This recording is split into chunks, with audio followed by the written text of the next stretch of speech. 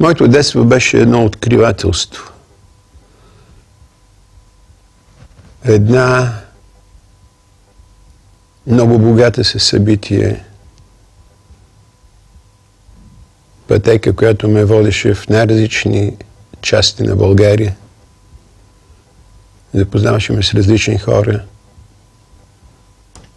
Аз съм изключително благодарен на съдбата, че този подарък е част от живота ми. И всъщност всеки един от нас започва с детството си. Летят годините, старея, а и до днес все тъй живея. С мисълта, че утре пак едва очи от сън отвори. Не зная как, не мисля как, аз ще се видя рускла пак и всичко пак ще се повтори. И всичко пак ще се повтори. Реката, по която два пъти в годината като дете съм минал, най-приказното, най-запомнящото се преживяване в живота ми.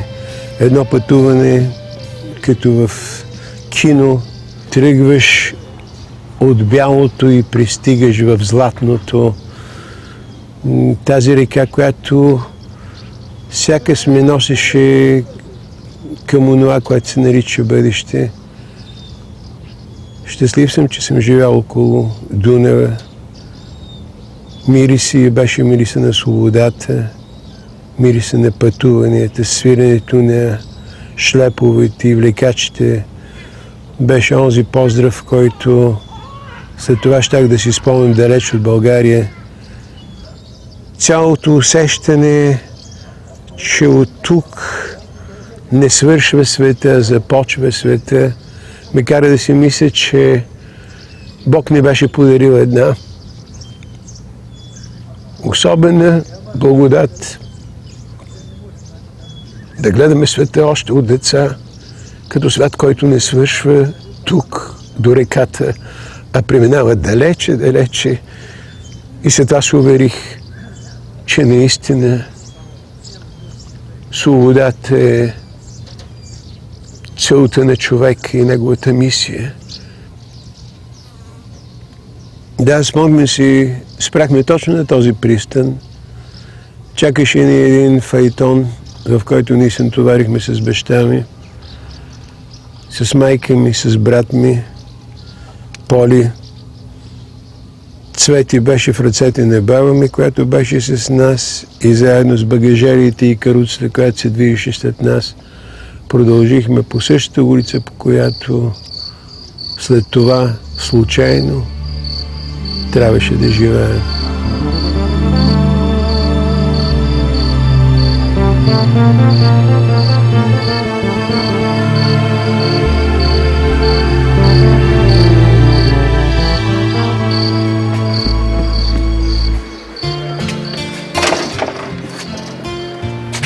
Тази къща, която ми приюти 1949 година, и в нея живяхме до 1954-та.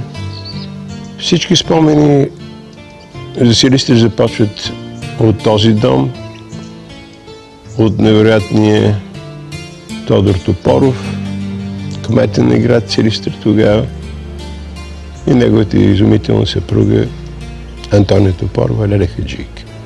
Всичко това се случи по една абсолютна случайност. Моя баща, който не иска да го запишат в града, случайно се среща с кмета и казва, че живее в мизерия в края на града, че милицията не му оправя документите. Той ходи всеки ден да се подписва в милицията, но не му дават жилище. Тогава Тодор Топоров приютява проповедник Христо Киров, който е бил на 34 години тогава, в този дом, който представлява домът на неговия шофьор.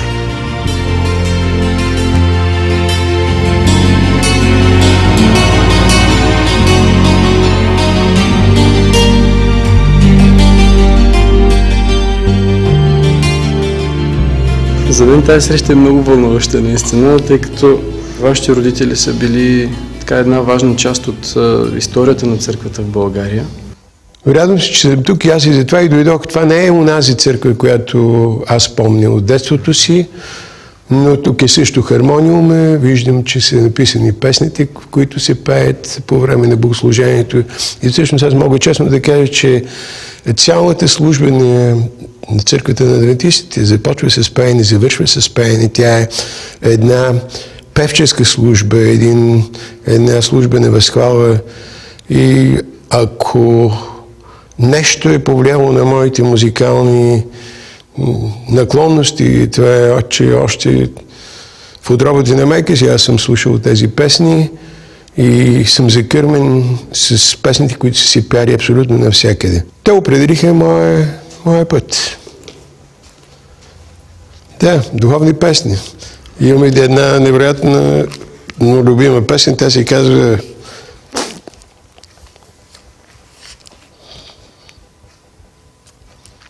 трябва. С нас всички. Има неща, които не могат да се изтрият от... Интересното е, че адвентизма като едно, според мен, авангардно течение е една пряка връзка с Бога и е една благодат, която съм чувствал пред целия си живот. Въпреки, че сега в момента аз съм православен. И не смятам, че това е една грешка, просто всеки избира, и баща ми смяташе, че всеки избира да бъде там, където душата му иска и където Бог му разреши. И всъщност цялата енергетика на баща ми, на семейството ни беше отправена към развитието на църквата. И знае, че тук миряните го помнят и беше един обичен човек. Баща ми беше една изключително светла личност. Той остана верен на всичките си верои и принципи. Той беше този, който умря с завета, че обещаното обязателно ще се изпълни. Той искаше и ние да сме такива като него. Чувал съм, че за своето време той, ако не е бил най-добрият пастор, е бил един от най-добрите. И така в паметта на хората, които все още пазят живи спомени от това време, той е един изключително добър пастор с едно много така внимателно и лично позитивно отношение към всеки човек. Да, такъв беше, да. Благодаря, прегръщане. Благодаря.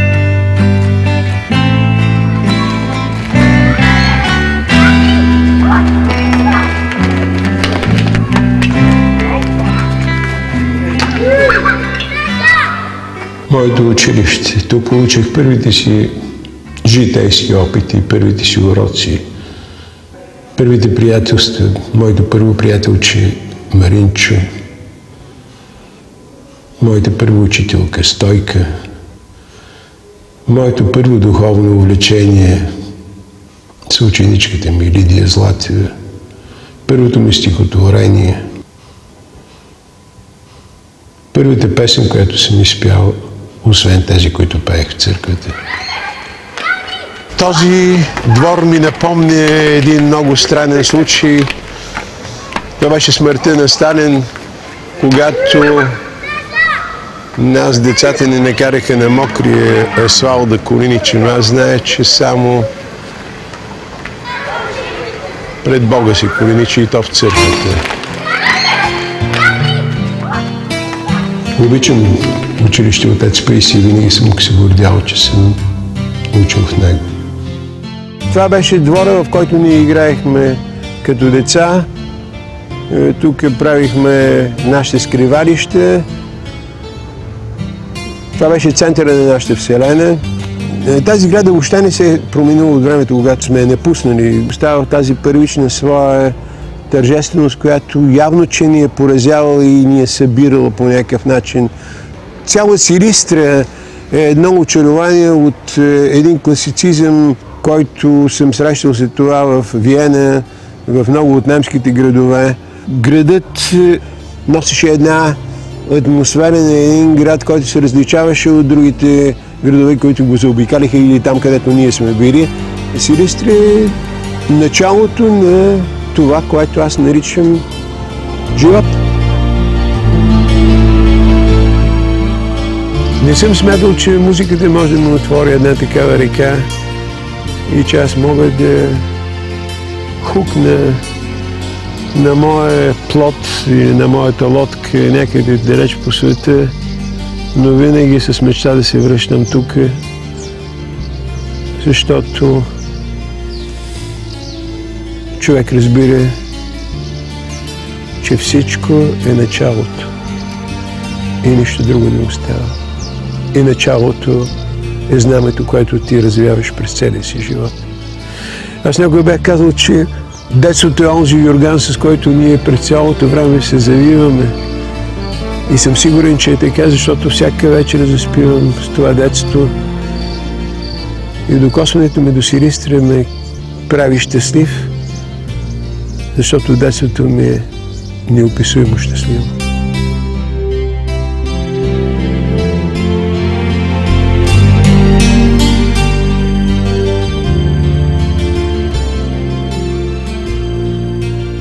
Аз в късните си години избрах да стана православен и смятам, че това е моето категорично решение. В този храм, тук в Силистра, за първи път се срещнах с тайнствата на православието.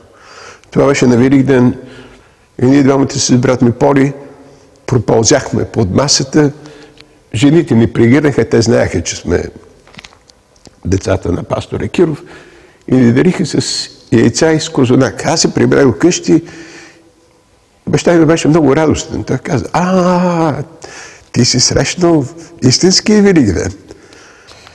Аз съм с най-съкровеният предмет на нашето семейство. Това е Библията на баща ми. Библията, която не е излизала от реката му повече от 50 години. Тя е прокъсана, написана, лепена, подчертана. Това е Библията, с която е започвал моят живот. Библията, от която хиляди хора са слушали Словото. Баща ми някога е искал да бъде свещеник в православната църква, но се е случило така, че не са го приели. И след това на 18 години той става адвентист, на 20 години започва да се подготвя за проповедник в църквата на адвентистите. Бог е един. И той няма да ви прости за това, че ние го делим. Но тази Библия като основният законник на милиарди хора и винаги ме кара със страхопочитание да я пипам, защото от нея се носи дъха на една колосална вяра, която присъща само на хората, които са обречени на Бога. А моя баща беше такъв. Също и моята майка. Майка ми беше от тези хора, които по принцип ги наричат ангели. Тя намереше време за всички страдащи, всички бедни, всички, които имаха някаква нужда. Аз не познавам болница, в която тя да не е била. Не познавам хора, които са се обърнали към нея да им помогне и тя да е отказала. Нашия дом винаги беше един Аврамов дом, който в събота се събираха повече от 20 човека на обед. При цялата ни оскъдност. Бъдещето на тази Библия е да стои в ръцете на моите внуци, да може по някакъв начин да им предам тази категорична наша обреченост към това, което е минало и вяра, че предсетим, които са се опитвали да разговарят с Бога, наистина са го правили така. И съм убеден, че е било така. Това остава Светая светих на семейство Кирови и аз си гордея, че този път е с мен и да ви кажа, през последните 50 години за първи път я дължа толкова дълго с мен си, себе си. Не съм си разрешал. Да, това е моята Библия на детството. Защото във всичките ми пътувания духовни през тези години смятам, че Библията в цялата си същност е онзи принципен код, който оставя на човечеството, за да може да оцелее и да може да съществува. А ние всички живеем, за да може да изпълним това, което Бог ми е предназначил и дал. Да изпълним своята мисия. Аз своята също. Доколкото мога. Така навярно и до края, едва ли аз ще осъзная и ще приема примирен, че на земята ни прастара в моя свят благословен и утре пак ще бъде ден и всичко пак ще се повтаря, но не за мен, но не за мен. Най-ранните ми спомени са спомените ми от Добрич. 47 година баща ми е изпратен тук като проповедник в църквата, която не съществува още. Баща ми строеше тази църква и си спомням фантастичния ден, в който ставаше откриването. В центъра на града тогава се казваше улица Генерал Кинов, защото едно бяло здание, което беше милицията. Там след това разбрах, че баща ми е трябвало всяка сутрин да си подписва. Тук съм бил за първи път 1948 година. Добър ден! Добър ден, добре заварили. Да. Добър ден. Добър ден. Ние живеехме на горния етаж срещу едно огромно дърво, орехово дърво, на което стояха гълъбите и гугутките. Това беше първото му общуване с птиците, толкова близо, просто на метър от нас. Вие сте ми били в молитвите през тези 20 няколко години, макар че лично не сме се запознавали и виждали. И съм усетил, че вашия дом също е в молитвите и на църквата, на много хора. Да. И просто исках да ви го кажа, казвам си сега, може би никога няма да мога пак, за първи път мога да във видя лично, да ви кажа, че всъщност в сърцето на много хора в църквата вие сте и баща ви и молитвите към него и към вас не престават. И за мен е необяснимо, че всъщност тази памет, която човек носи в себе си, от родителите си, от богослужението в църквата, от тази многогодишна убедителна проповед за връзката с Бога, явно, че не може да бъде изчезне, не може да изчезне. Тя е една необходимост.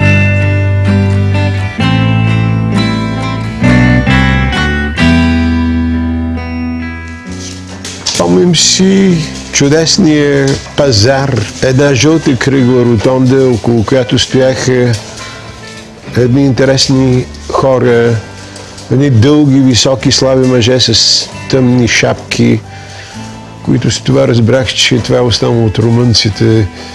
На този пазар миришеше на прясна риба, на един остър тютюн. А ние на контани с майка ми и с брат ми Поли се разхождахме и гледахме прелестите на този прашен и далечен град. С Добрич е свързано едно мое съдбовно бъдеще с музиката, защото майка ми тук за първи път са на симфоничен концерт и след концерти дълго разговарят с този чудесен музикант И го питат какво би могло да бъде бъдещето на сина им. Той ми казва, че трябва да започне да свири цигулка. Още същото лято в Пловдив беше поръчана една половинка цигулка, с която аз изкарах следващите 9 години. Тежките ми момента беше ангажимента ми всеки ден да свиря по час и половина на цигулката. И естествено в Силистра беше щупен първия лък по главата ми. Ти знаеш какво означава толкова години да бъдеш цигулката? Знаеш какво значи това? Години, които си свирил, които си се мъчил от това парче дърво да изкараш душа, да пропее, да прозвучи.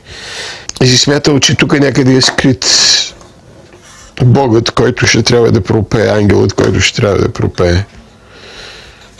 Аз си мисля, че не напразно родителите ми се дари всичко в това безумно бедно и скромно съществуване, за да мога да се уча за музика. И аз не мога да си представя друго, освен че Бог им е нашепнал, че музиката е моето спасение. И всъщност така и стана.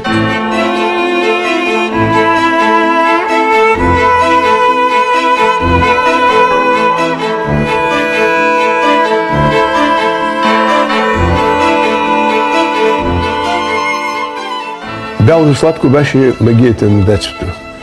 Един мирис на една топлина, която е необяснима. Моята мама Цеци ни събираше всички и това беше един ритуал, който тя носеше сладкото на една огромна тела с едни малки чашки специални и казваше: деца, сега започва празника. И всъщност бялото сладко е знака на нашия семейен празник.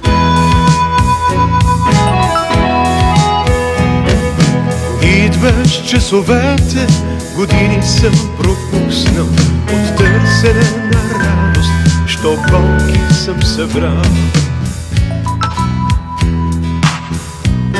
Най-тихата самотност сред хора съм почувствал и моят вик за близост в самотност е узрял. Сливен е наистина град на войводи. Един град с много дух, с много симпатия между хората, с един нощен живот, който не спираше. Ето това е. Това е църквата.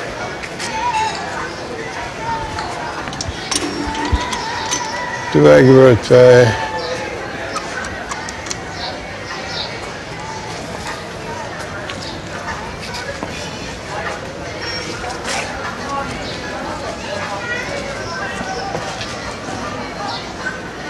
Всичко е абсолютно друго.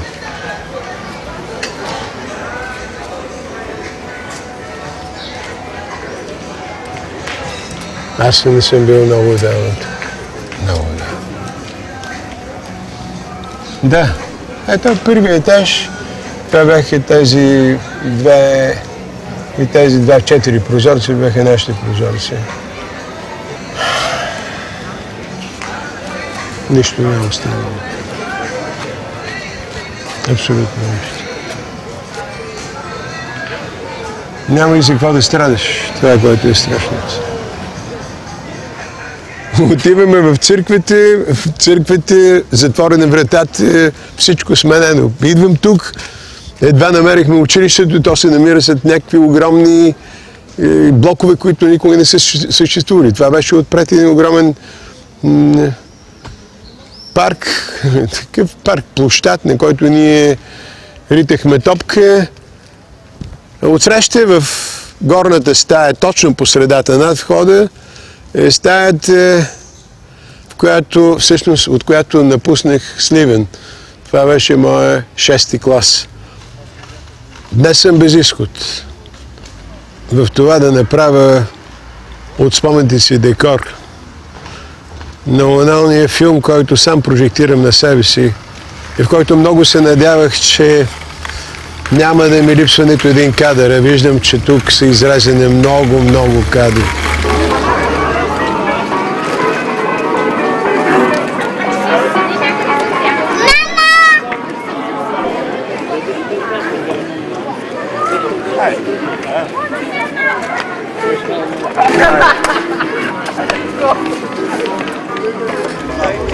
Нали? Здравейте. Господи, ти си на Матей, брата. Да, аз те загледах там и викам... Господи, как се радвам да ти видя. Те бяха също с колела през цялото време. Те са 3 братя, ние сме също 3 братя. И ни водиха в тази градини, където ядехме череши, берехме бадеми. И ето го сега, след толкова години, аз не съм го виждал 50 години.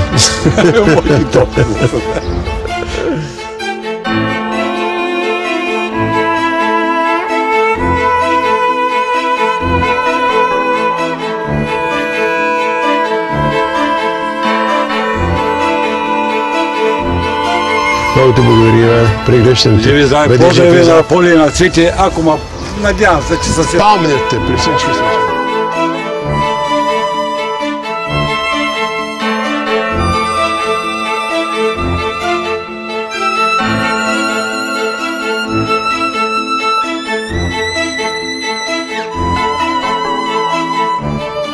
Винаги, когато съм идвал в Пловдив, съм смятал, че тези стълби са някакъв невероятен път към една Голгота на самия град, на този фантастичен град Пловдив. Тези стълби наистина са не само към Голгота и към върха на моята любов към този изумителен град. Това е града на моето детство.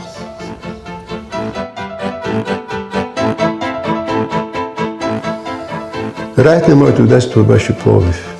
Много дълго се подготвихме да пътуваме от Силистра или от Добрич или от Сливен до Пловдив. Винаги натоварени с много куфари.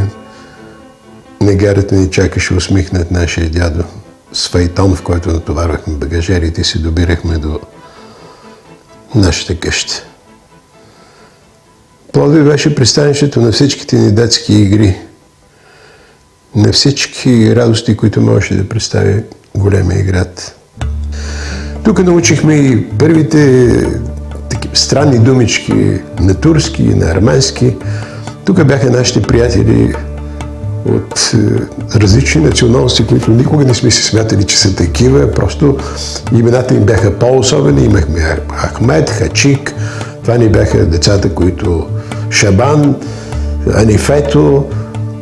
Това бяха хората, с които ние си общувахме. Едно царство на детските игри, на приятелството. Естествено, винаги под звъна на Йорса, на дядо ми. Това е онова желязно, голямо парче, върху което се набиват дупките на шините, или пък звука на бормашината, или постоянната работа на теслата, на дърводелците, виковете на децата. Но най-странното е, че винаги баба ни намираше след тези диви, незаспиващи и незатварящи очите си нощи в Пловдив, в които синитите хълмове пръскаха топлина, така че ни изгаряха до 2-3 часа през нощта и ние се мятахме в големите легла с железни табели, на които бяха нарисувани лебеди и най-различни други самодиви.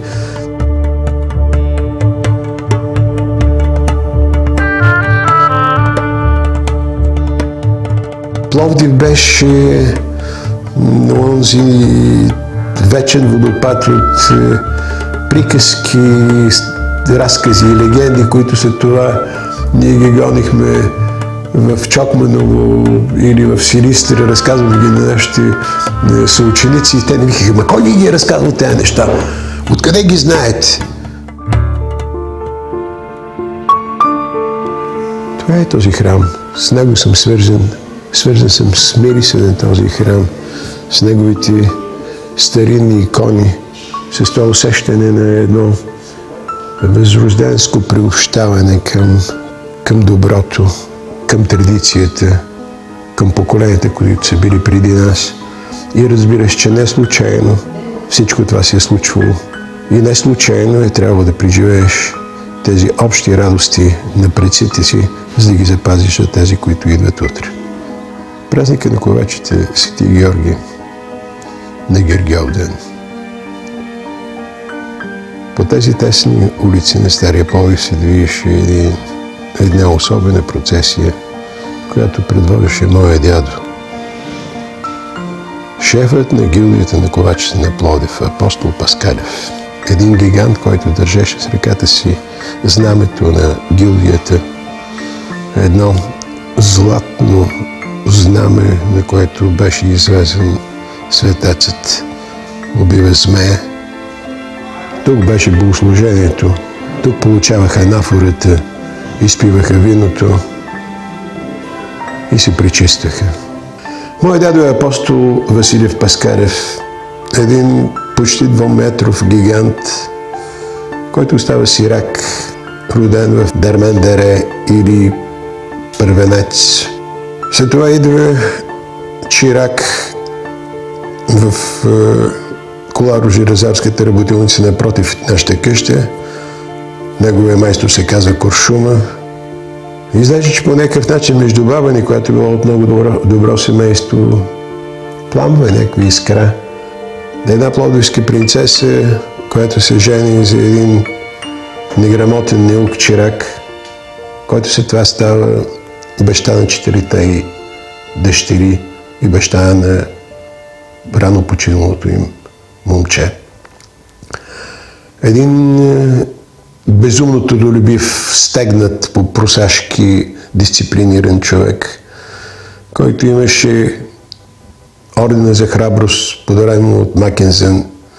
Имаше едно хайдушко кепе от македонските харамийски събития, където е бил, може би, половин година. Той беше човек, който се събуждаше с работа и лягаше с труда си. Той беше човек на традицията. За него неделята беше денят, в който обязателно трябваше да свири грамофона. Там чух Паника в Америка, чух безумните звуци на химна на Гърция. Никога не го чух да пее, но той имаше 10 внука и внучки, от които почти всички бяха хора, свързани с музиката. Това е също едно чудо. Не можах да му кажа, че той ми отвори едни невероятни врати към дисциплината, към отговорността, към силата на духа, към възможността да преодолееш всичко. Но аз същото това го получих от баща ми.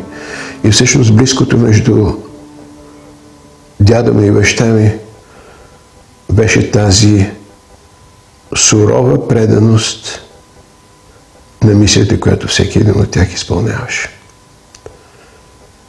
И на мама, цеци и на дядко бих им казал: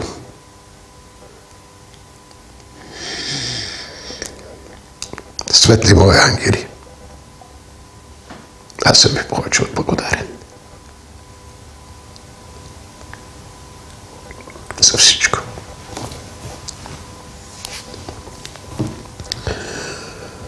Може би трябва да минават години, за да може човек да усети светлината на тези, които са те озарили, защото това е озарение.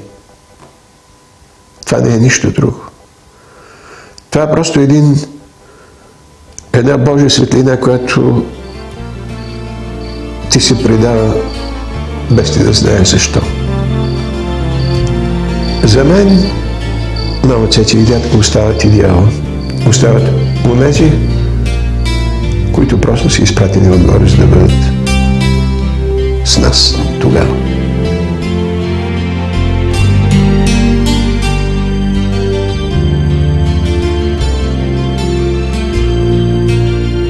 Макар цялото ми детство да е минало в провинцията, осмислената част на това детство премина в София и това беше едно завръщане в града, в който съм се родил. Като всеки млад човек, за мен София беше една огромна територия за себедоказване. Това са най-хубавите стълби, които си ги помня. По тях се изкачвах като деветокласник и се върнах като отличника на гимназията. Така че това е най-хубавото училище, което познавам. Няма такова. Това е едно чудо. Голямата зала за оркестър, симфоничен оркестър, в която аз свирих виола, първи пулт, първа виола. Човек трябва да се връща там, където смята, че оставил част от себе си. Аз мисля, че в това училище оставих цялата си любов и цялото си пристрастие, айде, така да кажа. Но това училище има някаква притегателна сила в него, има нещо магнетично в цялото му излъчване, в духа на това училище, в морала, който имаше тогава, в една много усложнена обстановка, в която хората бяха съвсем други. Но аз много се радвам, често минавам покрай това училище. Спирам пред него. Всеки 24 май, когато съм в България, аз съм в двора на това училище. Срещам се с моите си ученици. Невероятно е да се докоснеш до това, което е минало.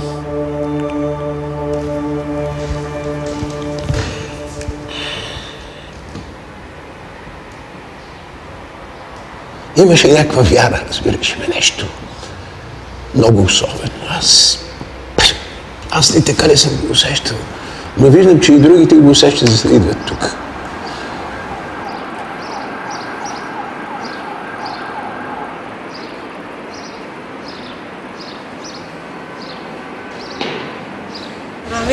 Здравей! Значи съжалявам, че не си дошъл в Силистра. Събота да те видим всички. О, да, но се видяхме с всички. Ние снимахме там, сега ще снимаме и тук. Само пастора бил там. Да. Трябваше да останеш за съботата да се видим. Сега дойдохме в събота тук. Като чухме, аз съм тук. Ние бяхме в Добрич, бяхме в събота. Да, разбрах, че се там се отиваме. 30 години сме живели на Солунска 10.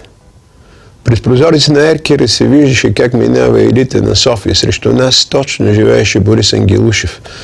В лявата къща от нас живееше Атанас Делчев. Ние играехме с неговите деца. Великият майстор Владимир Майстор минаваше по тази улица като стар патриарх, като дългобрат патриарх и ние тичахме децата да го видим как достолепно се движеше. О, Господи! О, Боже!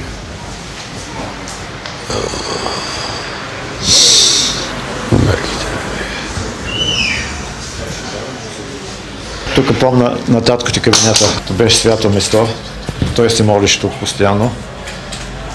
Беше много хубаво. Леля Венценосна всяка събота имаше гости. Приемаше хора, включително и мене. Салона се пукаше по шеловете. В комунистическо време, когато беше забранена религията, когато хората бяха гонени за религията, аз също съм гонен, аз съм бил в затвора. Ти може би помниш, 60-та година, 2 години и половина бях осъден и 1 година допълнително ми даваха 3 години и половина. В това време, тук, всяка сряда, татко ти изнасяше богослужение, беше свят човек. Свят човек. Беше начетен човек, интелигентен, ерудиран, езици знаеше, не се страхуваше, идваха тук, помна, ченгета и Държавна сигурност, заплашаха го, той не се страхуваше, той беше, аз служа на Господа. Обречен. Да.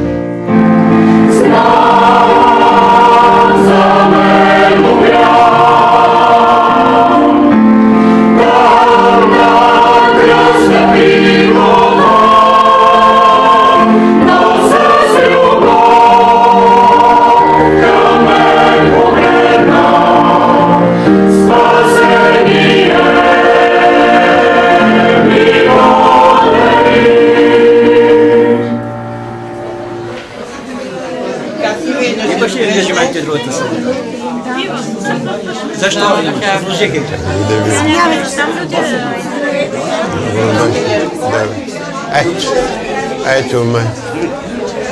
Много благодаря. Бях много близки с майка ти. Да, благодаря ви много. Бог с вас. Бог с вас също. Тук мина целият ми живот. Това е братовчет ми, това е неговата съпруга. Тук са хората, които познават баща ми. Това е домът, в който съм живал повече от 30 години. Едно място, което не се забравя. Здравейте. Вашия баща е лекувал дъщеря ми. Така ли? Аз на живо никога не съм виждала. Ето сега ме виждате на живо. Само че това повече. Да, благодаря ви. Не мога да кажа, че живеенето ни в църквата беше определящо. Определящо беше ежедневното докосване до отвъдното.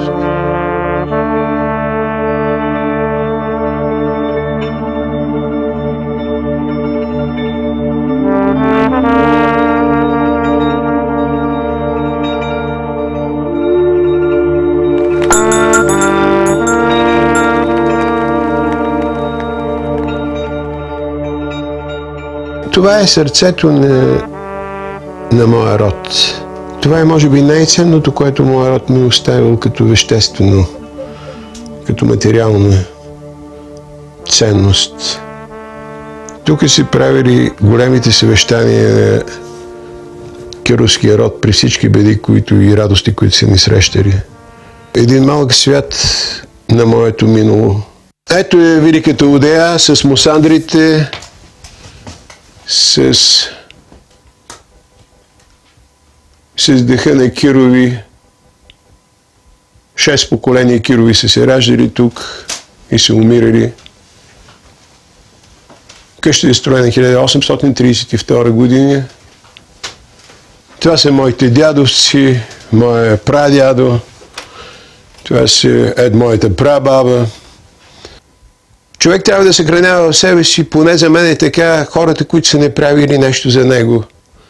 Трябва да пази тяхната памет, да се гордее с тях, да знае пътя, който те са минали.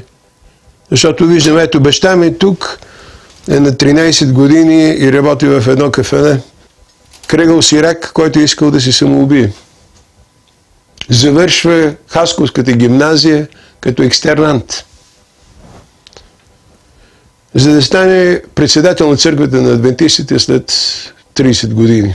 И един от най-уважаваните пастори в тази деноминация. В края на месец юли 1989 година, 4 месеца смъртта на майка ми, аз дойдох тук, в Чопманово. Отворих тази стая и влезех в стаята на майка ми. Не бях влизал от години. Видях, че цялата стая, всяка площ беше с изрезки от вестници и с мои портрети от всички места, откъдето знайни и незнайни издания са писали нещо за мен. Картички за автографии, такива странни, кичозни мои портрети, които никой не съм виждал. И видях, че целият свят на майка ми е бил моята реализация. Това ме уби. Аз стоях тук и 2 часа плаках, сина ми се изплаши и изчезна. И дойде да ме вземе над вечер. Аз си мисля, че това, което свързва човека с майка му,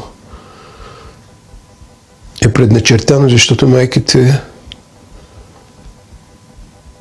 е онзи жив организъм, който преминава в тебе, който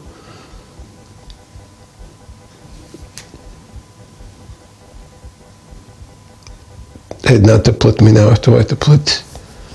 И колкото да смятам, че баща ми е онзи, който е най-близък до мен, той е най-близък духовно, тогава се почувствах много виновен за това, че не съм обръщал достатъчно внимание на майка ми. И не съм усещал колосалната и майчина любов. Не знае, може би не съм прав.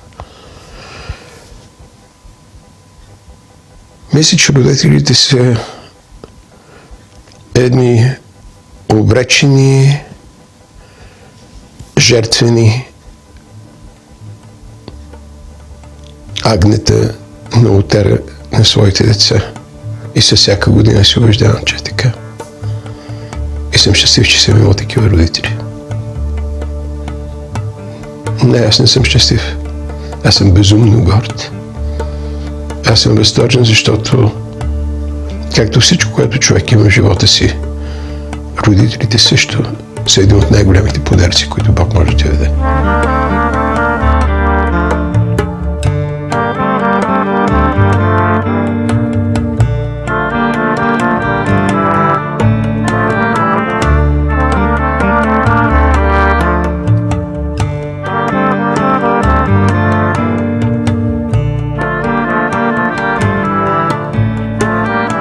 Това е моя олтар.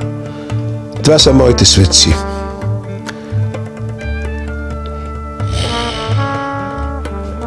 Това са моите ангели, които са били с мен. Аз изпълням, всеки един от тях е направил нещо, за да бъда аз, за да бъде брат ми Поли, за да бъде брат ми Цвети, за да оцелеем и Кирови. И не само да оцелеем, а и да можем да си изявим. А това е една благодат.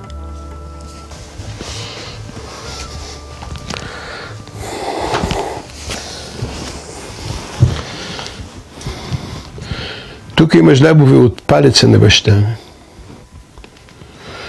Защото вирусите се държи нагоре, за да не изпадне. Те се държи така. Вътре Христо Николов Киров, ето така е написано. Това са финна цигарена хартия, която е подлепена, за да може да издържи тези години. И така е цялата огромна 1270-280 страници са попълнени така. Погледнете, има в периферите ремарки, сведения с син, с червен молив.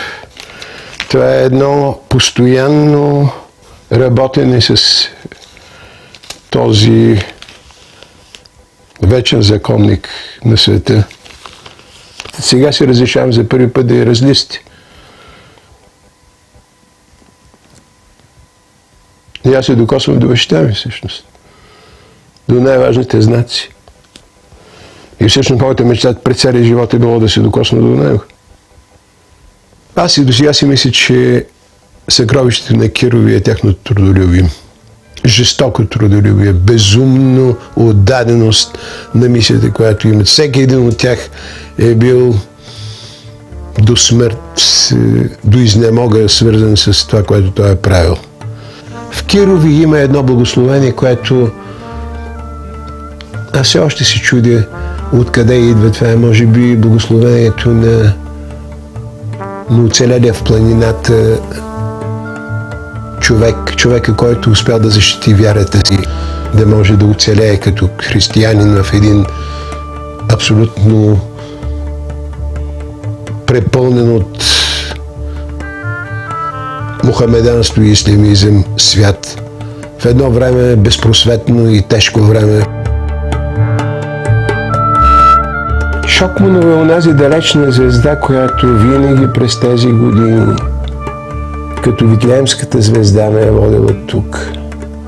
В Шокманова има една магия, която аз никога не мога да си обясня. Може би това е повика на кръвта, може би е повика на прадедите, може би повика на тези духове, които са скрити някъде тук и които, където и да се намирам, аз си ви казвам, нямам, аз заспивам с Шокманова, с погледа от прозорец. За мен Шокманова е параклис, Шокманова е нещо свято. Аз никога не съм мислил за това, какво ще бъде след мен. Има много други, които си отъпкват пътеката за бъдещето. Аз не искам това да го правя. Аз трябва по някакъв начин да отворя очите на моите внуци, защото смятам, че съм направил това с децата си, да могат да прозрат, че всяко нещо има смисъл, че всеки момент е абсолютно последен и че има непоправими неща. А знаейки миналото, човек може да изкара своите заключения и да не прави грешките на миналото.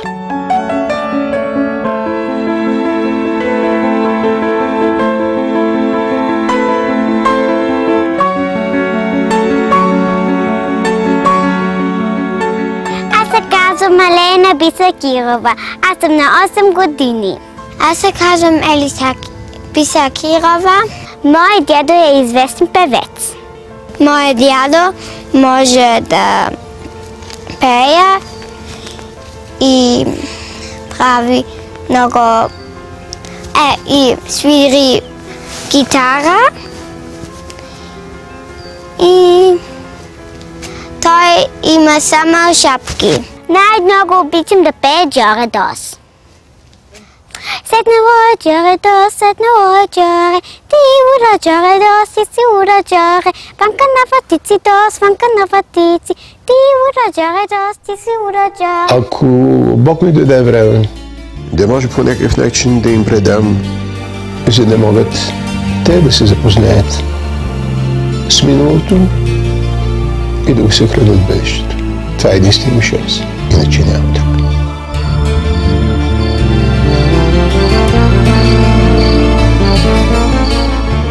Това пътуване в миналото или пътуване в спомена е една моя много стара лелеяна мечта.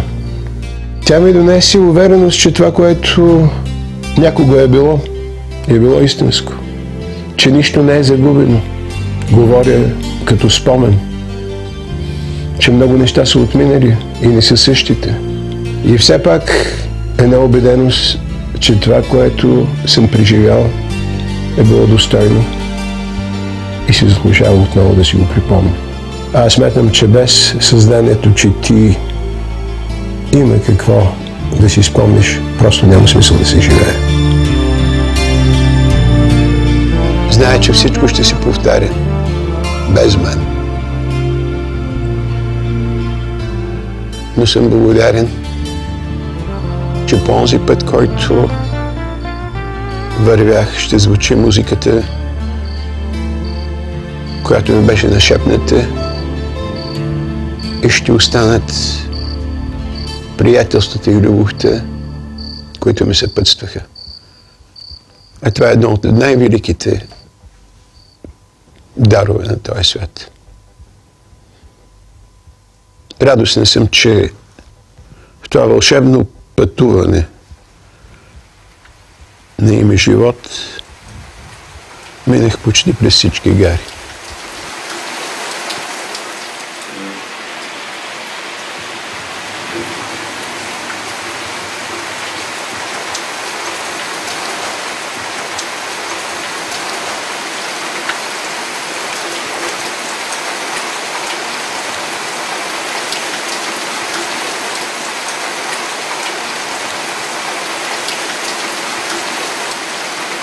Dos, na na na na na na. Dos, dos, na na na na na na. Dos, dos, na na na na na. Dos, dos, na na na na na na. Dos, dos, na na na na na na. Dos, dos, na na na na na. Dos, na na na na na na. Dos, dos, na na na na na na. Dos, dos, na na na na na. Dos, dos, na na na na na na. Dos, dos, na na na na na na. Dos.